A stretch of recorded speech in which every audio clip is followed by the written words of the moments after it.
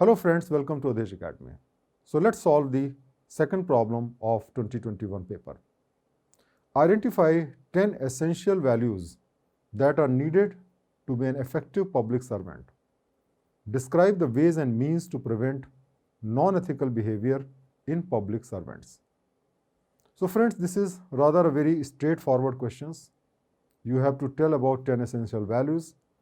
We have learned all these values in the chapter of foundational values of the civil servants. We can mention them. Now again there is a twist, and there is something which we have to apply our mind and write that what are the ways and means that we can prevent the non-ethical behavior of the public servants.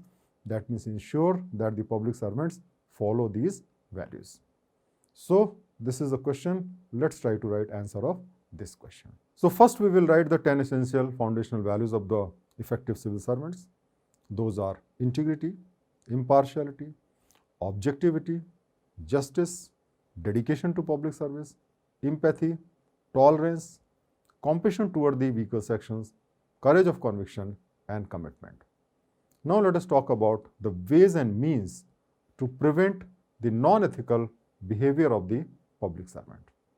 Here we can provide certain suggestions or certain steps as to what we can do.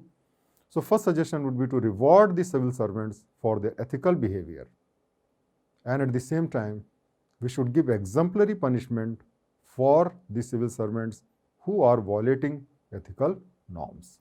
We can also suggest that the performance assessment of an officer should not be done only based on result, but also on the basis of the means which has been used to produce the result. For example, if you have to reduce the crime rate, then many police officers engage in false encounter to reduce the crime, and they will show that the figures are going down.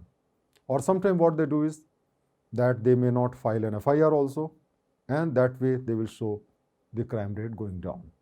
So we have to see that if the police officer is engaged in false encounter to reduce the crime which is illegal, then they must be punished for breaking the law instead of awarding for their result. The next suggestion we can give is ethical audit by an independent agency should be done every year, and it should be incorporated in the official performance report of the officer. Because unless we involve another agency which do the ethical audit and see whether the things are done in the ethical manner, the tendency is not going to reduce. So that is also a suggestion we can give. The procedure for punishment and removal of the unethical and corrupt officer should be simplified. Today the problem is that the procedures are so complex that even if something is discovered, it takes years to get the officer punished. So that process has to be simplified, and then only such tendencies will be reduced. Another very important suggestion we can give is that the grievance redressal mechanism for the public must be made effective with public involvement to identify the unethical officials and punish them quickly. The best people who can provide the information are the people who are using the services of that particular department.